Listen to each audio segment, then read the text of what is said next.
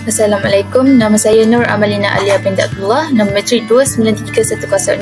Hari ini kumpulan kami akan membicarakan satu isu yang relevan dalam pengurusan makamalan antarabangsa, iaitu cabaran untuk mendapatkan makanan halal dalam industri penerbangan antarabangsa. Kita akan melihat bagaimana prinsip muamalat seperti amanah, keadilan dan tanggungjawab sosial boleh digunakan untuk menyelesaikan masalah yang dihadapi oleh penumpang Muslim di penerbangan antarabangsa.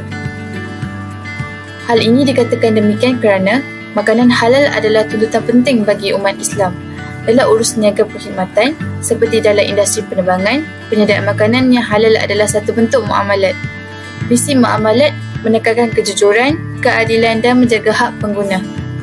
Sebagai umat Islam, kita diwajibkan untuk hanya mengambil makanan yang halal dalam industri penerbangan antarabangsa.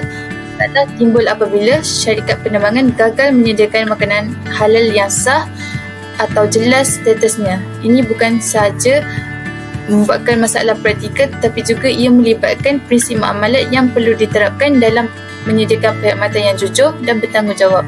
Oleh itu, kami akan meneroka cabaran ini dan memberikan cadangan penambahbaikan. Hai, Assalamualaikum. Saya Airin Zakila binti Zamri, 292809.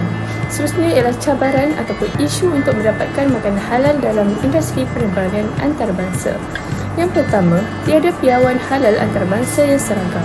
Setiap negara mempunyai sistem pensijilan halal yang berbeza-beza. Ada negara yang mengiktiraf badan pensijilan halal luar dan ada juga yang tidak. Hal ini menimbulkan cabaran besar kepada syarikat penerbangan antarabangsa yang menyediakan makanan untuk pelbagai destinasi. Tanpa satu piawai halal global yang diterima secara seragam, keyakinan pengguna terhadap status halal makanan yang dihidangkan menjadi semakin goyah. Sebagai contoh, sijil halal dari satu negara mungkin tidak diterima di negara lain, menyebabkan kekeliruan dan ketidakpastian dalam kalangan penumpang Muslim. Seterusnya, cabaran kedua ialah makanan halal hanya disediakan atas permintaan awal dalam kebanyakan penerbangan. Makanan halal tidak disediakan secara automatik, sebaliknya perlu ditempah lebih awal ketika membuat tempahan tiket. Jika penumpang terlupa atau tidak mengetahui tentang keperluan untuk membuat permintaan awal ini, maka tiadalah pilihan makanan halal semasa penerbangan berlangsung. Keadaan ini menyebabkan penumpang terpaksa berpuasa sepanjang perjalanan atau sekadar makan makanan ringan yang tidak mencukupi. Hal ini jelas memberi kesan kepada keselesaan dan kebajikan penumpang Muslim, khususnya dalam penerbangan jarak jauh. Selain itu, cabaran ketiga, pencemaran silang. Walaupun makanan halal disediakan, proses penyediaan masih menimbulkan keraguan jika ia dilakukan di dapur yang sama dengan makanan tidak halal.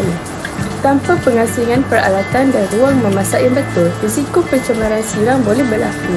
Sebagai contoh, menggunakan pisau atau papan pemotong yang sama antara makanan halal dan tidak halal akan menjejaskan status makanan tersebut. Ini akan menyebabkan penumpang ragu-ragu meskipun makanan itu diberi label halal. Dan cabaran terakhir ialah ketiadaan label yang jelas atau maklumat lengkap. Cabaran penting yang sering berlaku ialah ketiadaan label halal yang jelas atau maklumat lengkap tentang kandungan makanan. Kadang-kadang, label hanya menyatakan vegetarian atau seafood tanpa sebarang maklumat lanjut mengenai bahan mentah, bahan tambahan atau sumber penyediaan. Ini menyukarkan penumpang untuk membuat keputusan sama ada makanan itu benar-benar halal atau sebaliknya. Kurangnya ketelusan dalam pelabelan menjadi penumpang terpaksa mengambil langkah berjaga-jaga dengan tidak makan makanan yang disediakan. Secara keseluruhannya, isu dan cabaran yang saya bentangkan ini menunjukkan bahawa masih banyak ruang untuk penambahbaikan dalam sistem penyediaan makanan halal dalam penerbangan. Usaha bersepadu antara syarikat penerbangan, badan pensijilan halal antarabangsa serta kerajaan perlu dilakukan untuk memastikan makanan halal dapat disediakan secara lebih menyeluruh, telus dan diyakini. Assalamualaikum, nama saya Nur Ajur Sazwani binti Asbaidi. Sekarang saya akan membentangkan di mana cabaran ini berlaku. Cabaran makanan halal dalam penerbangan bukan isu terhad kepada satu negara atau satu syarikat. tapi ia berlaku secara meluas di peringkat antarabangsa. Ada beberapa tempat dan situasi spesifik yang menimbulkan kesukaran ini. Yang pertama, syarikat penerbangan antarabangsa seperti Air France dari Perancis, Lufthansa dari Jerman dan American Airlines dari Amerika Syarikat walaupun terkenal dan bertaraf global, mereka tidak semua menyediakan makanan halal secara menyeluruh, apatah lagi sebagai menu tetap. Biasanya, penumpang Muslim perlu buat permintaan khas sekurang-kurangnya 24 jam sebelum penerbangan, dan kalau mereka terlupa atau ada kesilapan teknikal, maka tiada pilihan makanan halal yang tersedia semasa penerbangan. Yang kedua, cabaran juga berlaku di lapangan terbang di negara bukan Islam yang tidak memiliki dapur penyediaan makanan halal atau caterer yang diperakui oleh Badan Persijilan Halal. Okey, sebagai contoh, dapur catering di lapangan terbang seperti Charles de Gaulle atau Amsterdam Schiphol mungkin menyediakan makanan vegetarian atau kosher, tapi tidak menjamin halal mengikut piawaian Islam, terutama jika berlaku pencemaran silam atau penggunaan bahan tidak diyakini sumbernya. Ketiga, terdapat negara yang tidak menjalin kerjasama formal dengan Badan Persijilan Halal Antarabangsa seperti JAKIM dari Malaysia atau badan lain seperti MUIS dari Singapura atau HFA dari UK. Tanpa kerjasama dan periktirafan dua hala ini, sukar bagi syarikat penerbangan untuk memastikan status halal makanan mereka diiktiraf secara global, walaupun mereka mungkin ada persijilan di negara asal mereka. Okey, sebagai contoh yang jelas, penumpang Muslim yang menaiki penerbangan dari Amsterdam ke New York mungkin menghadapi masalah untuk mendapatkan makanan yang halal. Ini kerana dapur penyedia di Eropah mungkin tidak memenuhi standard halal yang ketat atau langsung tidak ada persijilan halal. Okey, kesimpulannya, isu ini bukan hanya tentang makanan. Ia tentang hak pengguna Muslim untuk makan makanan yang diyakini halal dan apa jua keadaan, termasuk ketika musafir. Kita bercakap tentang hak untuk menjalani kehidupan yang patuh syariah walaupun berada 30,000 kaki di udara. Jadi, bila isu ini tak ditangani dengan serius, ia bukan sahaja menyusahkan penumpang tetapi juga boleh menjejaskan imej syarikat penerbangan itu sendiri di mata pelanggan Muslim dari seluruh dunia. Antara kesan dan masalah yang timbul, yang pertama adalah kesukaran makan. Penumpang Muslim terpaksa memilih untuk tidak makan atau mengambil makanan yang tidak pasti status halalnya. Yang kedua adalah penghinaan hak pengguna Muslim. Penumpang yang memilih makanan halal mungkin tidak mendapat hak mereka untuk menikmati makanan yang bersih dan halal. Dan yang terakhir sekali adalah kepercayaan yang terjejas. Syarikat penerbangan yang gagal menyediakan pilihan halal yang sah berisiko kehilangan pelanggan Muslim yang merupakan pasaran yang berkembang pesat dalam industri pelancong penerbangan. Isu ini memberi kesan secara langsung kepada kesejahteraan dan kebajikan penumpang Muslim.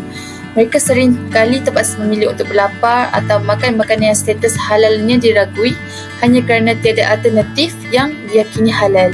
Bagi umat Islam, pematuhan terhadap pemakanan halal bukan sahaja soal keperluan fizikal, tapi juga satu tuntutan agama yang penting.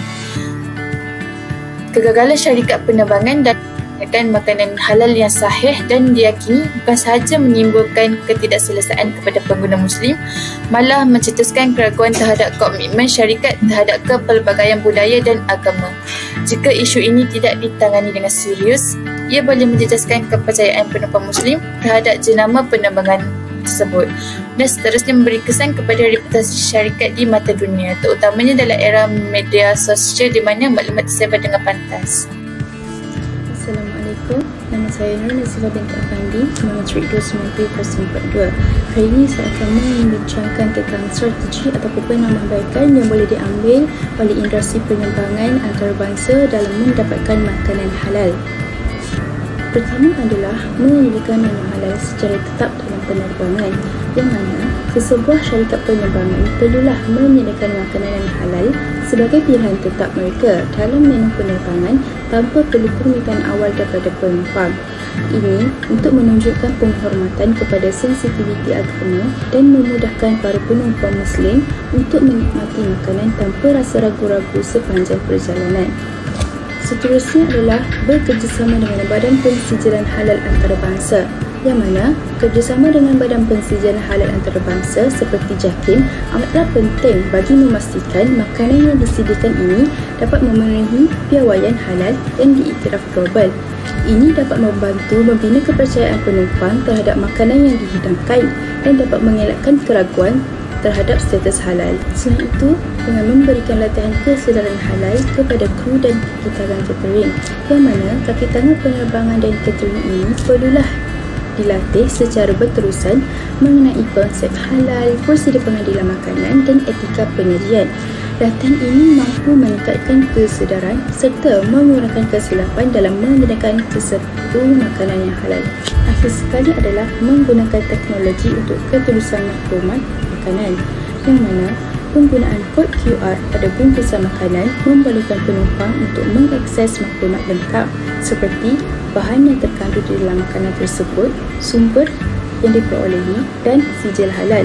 Teknologi ini memberikan ketulisan serta meningkatkan keyakinan para penumpang terhadap kehalalan makanan dalam penerbangan. Seterusnya, melalui hujah dan dalil ada mengatakan, wahai manusia, makanlah dari makanan yang halal bagi baik dari apa yang terdapat di bumi, dan janganlah kamu mengikuti langkah-langkah syaitan. Surah Al-Baqarah ayat 168. Seterusnya, menurut kajian Abdul Talib, 67% penumpang Muslim pernah mengalami kesukaran mendapatkan makanan halal dalam penerbangan. Manakala 78% menyatakan syarikat penerbangan tidak memberikan maklumat jelas tentang status halal. Seterusnya, menurut kajian oleh Ajeng, banyak kru penerbangan tidak menerima latihan khusus mengenai keperluan makanan halal. Ini menyebabkan mereka kurang peka terhadap sensitiviti penumpang Muslim, terutama dalam memastikan penyediaan dan penyajian makanan halal yang betul. Terusnya, kajian oleh Farouk menekankan bahawa pencemaran silang antara makanan halal dan tidak halal dalam dapur. Penyediaan makanan adalah isu utama. Ini berlaku apabila peralatan dan ruang penyediaan tidak diasingkan dengan betul, menyebabkan keraguan terhadap status halal makanan yang disediakan. Secara keseluruhannya, cabaran mendapatkan makanan halal dalam industri penerbangan antarabangsa merupakan isu yang signifikan bagi penumpang Muslim. Isu ini berpunca daripada ketiadaan standard halal global, risiko pencemaran silang dan kurangnya kesedaran dalam kalangan penyedia makanan serta kru penerbangan.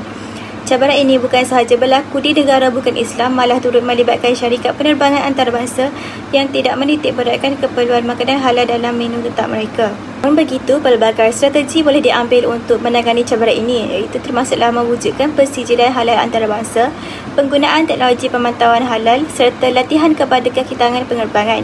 Sokongan daripada dalil Al-Quran dan kajian ilmiah membuktikan betapa pentingnya isu ini ditangani secara serius demi menjaga hak dan keperluan umat Islam di seluruh dunia. Oleh itu, kerjasama antara Badan Persijilan Halal, syarikat penerbangan dan organisasi antarabangsa amat penting untuk memastikan makanan halal dapat diakses dengan mudah